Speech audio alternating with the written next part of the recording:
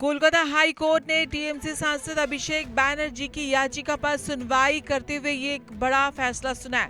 न्यायमूर्ति सौगता भट्टाचार्य की एकल पीठ ने मामले की गंभीरता और दोनों पक्षों की दलीलों को सुनने के बाद ये अंतरिम आदेश जारी किया। अदालत ने स्पष्ट रूप से कहा कि इस स्तर पर याचिकाकर्ता से हिरासत में लेकर पूछताछ करने की कोई कानूनी आवश्यकता नजर नहीं आती। कोर्ट ने कानून के प्रावधानों का हवाला देते हुए राज्य पुलिस को सख्त हिदायत दी है कि वे 31 जुलाई या अगले आदेश तक नेता के खिलाफ कोई दंडात्मक या दमनकारी कदम न उठाए।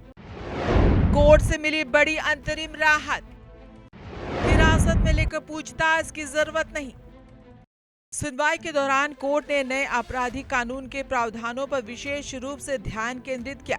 न्यायमूर्ति सौगता भट्टाचार्य ने अपने आदेश में कहा कि मामले के प्रतिवेदनों और कथित अपराध की प्रकृति को देखते हुए कड़ी कार्रवाई का कोई आधार नहीं बनता। इसके साथ ही अदालत ने रेखांकित किया कि याचिकाकर्ता के अधिकार भारतीय नागरिक सुरक्षा संहिता यानी BNSS की धारा 33 के तहत पूरी तरह से संरक्षित है। कानून के इसी दायरे को ध्यान में रखते हुए अदालत ने पुलिस की शक्तियों पर फिलहाल अंकुश लगा दिया है, जिससे टीएमसी खेमे में बड़ी राहत की सांस ली है।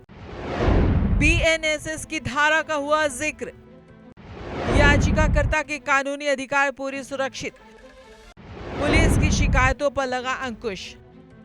ये पूरा कानूनी विवाद चुनाव प्रचार के दौरान दिए गए एक तीखे बयान से शुरू हुआ था। अभिषेक बैनर्जी ने एक चुनावी रैली में केंद्रीय गृह मंत्री अमित शाह को सीधे तौर पर ललकारा था। उन्होंने रैली के मंच से चुनौती देते हुए कहा था कि अगर दम है तो 4 तारीख को कोलकाता में रहकर दिखाए, 12 बजे के बाद आमना सामना होगा। उन्होंने गृह मंत्री के खिलाफ बेहद कड़े और आक्रामक शब्दों का इस्तेमाल किया था। चुनावी नतीजे आने के बाद अभिषेक बैनर्जी के इस आक्रामक बयान का वीडियो सोशल मीडिया प्लेटफॉर्म पर बहुत तेजी से वायरल हो गया था।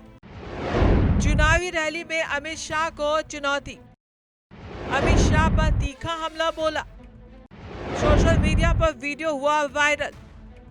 इस वीडियो के वायरल होने के बाद विधानसभा के साइबर क्राइम पुलिस थाने में अभिषेक बैनर्जी के खिलाफ एक औपचारिक शिकायत दर्ज कराई गई थी। ये प्राथमिकी एक समाज सेवक राजीव सरकार की शिकायत के आधार पर दर्ज हुई थी। शिकायतकर्ता ने आरोप लगाया था कि टीएमसी सांसद ने चुनाव प्रचार के दौरान कई जगहों पर न केवल बेहद भड़काऊ भाषण दिए बल्कि देश के गृह मंत्री को सरेआम धमकी भी दी। शिकायत में कहा गया कि इस तरह के बयानों से सार्वजनिक शांति भंग होने और समाज में सांप्रदायिक सौहार्द बिगड़ने का एक गंभीर खतरा पैदा हो गया था। साइबर क्राइम थाने में दर्ज FIR, सरेआम धमकी देने का गंभीर आरोप, शांति और सौहार्द बिगाड़ने का दावा।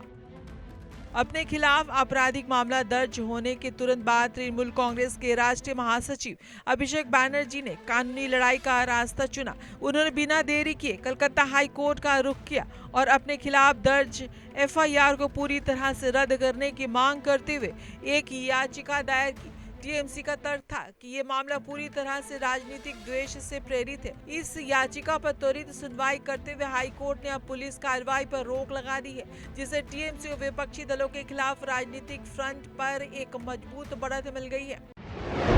FIR रद्द करने की उठी मांग, राजनीतिक द्वेष से प्रेरित बताया मामला, टीएमसी को मिली बड़ी कानूनी बढ़त।